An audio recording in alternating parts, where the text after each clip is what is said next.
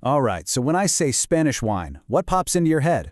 I'm guessing sun-baked plains, right? Hot, dusty vineyards? Well, I want you to take that image and just toss it out for a minute. Today we're going to the complete opposite. We're heading to the lush, green, and totally vibrant northwest corner of Spain to uncork the secrets of Galicia. You know, a local enologist, that's a wine scientist by the way, put it perfectly with this quote, and it really captures what we're doing here. This isn't just about facts and figures. Oh no, this is a sensory journey through one of the most exciting wine landscapes on the planet. Okay, so let's get our bearings. First things first, we've got to understand what makes Galicia Spain's unexpected green corner. Like I said, when you picture Spanish wine country, you probably see something hot, dry, baked by the sun. But Galicia, it completely flips that script.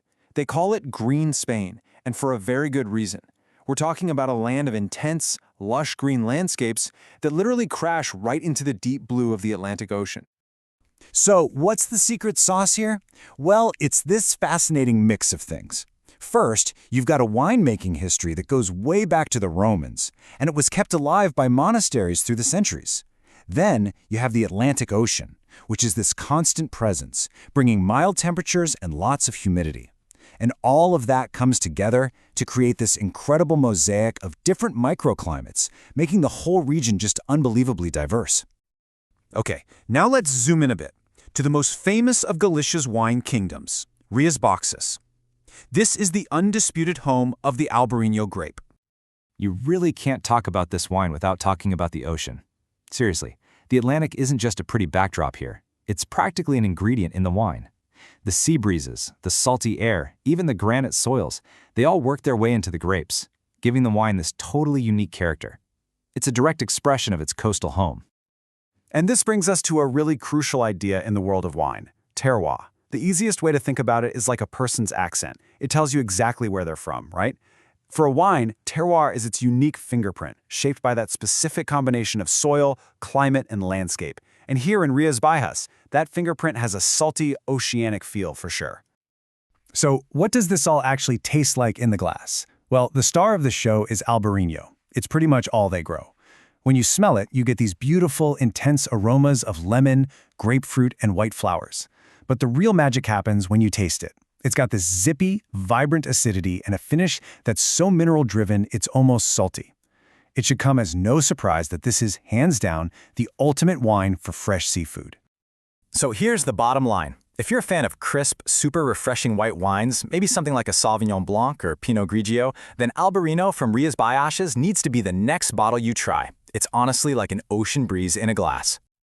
But wait, there's more. Galicia is so much bigger than just one grape or one region. So buckle up because now we're going to take a quick tour of the other 4 fascinating and very different wine kingdoms. That's right. In total, Galicia is home to 5 official denominations of origin, or DOs for short. And believe me, each one has its own unique identity and its own story to tell. Just think of this slide as our roadmap for the journey. We've just left Rías Baixas, the kingdom of the Albarino queen. Next up, we're heading to Ribera, the land of blends. Then into the dramatic Ribera Sacra and its heroic viticulture. After that, we'll see Valderas, which is all about the comeback of the Godello grape. And we'll finish in Monterrey, the frontier region. Okay, first stop, Ribera. Now, unlike Rías Baixas, which is all about that one grape, Ribera's claim to fame is its elegant white blends. The main grape here is called Treixudara, which gives these lovely floral and fruity notes. But then it's blended with other grapes like Godello for body and structure, and even a little Albarino for that zesty kick. And now we journey to what might just be the most breathtaking wine region on the entire planet, Ribera Sacra. The local motto translates to the heroic viticulture of the slopes, and let me tell you, that is not an exaggeration. So what does heroic actually mean? It means this: vineyards planted on these ancient stone terraces that are literally carved into river canyons with slopes that can reach a 100% gradient. We're talking about a vertical cliff face. Everything, and I mean everything, has to be done by hand. It's incredibly difficult and honestly pretty dangerous work. But that heroic effort, it pays off big time in the bottle. The wines, especially the reds they make from the Mencia grape, are a direct reflection of that struggle. They come from these schist soils and are just incredibly complex, elegant, and packed with minerality. You can literally taste the place in every single sip. Our next stop, Valdeorras, tells a completely different kind of story. This one is a comeback story, and it's centered on the glorious rebirth of a single white grape that was almost extinct. That grape is Godello. Thanks to a few visionary winemakers, Godello was rescued, and now it's considered one of Spain's absolute best white grapes. And it's so easy to see why. It's richer and more full-bodied than Albarino, with these amazing aromas of yellow fruits and honey. It's got a fantastic texture, and get this, it can actually age and develop in the bottle for years, becoming even more complex over time. All right, our whirlwind tour of the kingdoms is going to conclude in Montreux. This is Galicia's southernmost and driest region, and it sits right on the frontier with Portugal. And that location gives it a really unique character. Because its climate is a bit more continental, it creates this fascinating duality in the wines. You find both elegant, fruit-forward reds from that Mencia grape we talked about, but also these crisp, fresh, and super aromatic white wines from Godello and Treixadora. It's really the best of both worlds.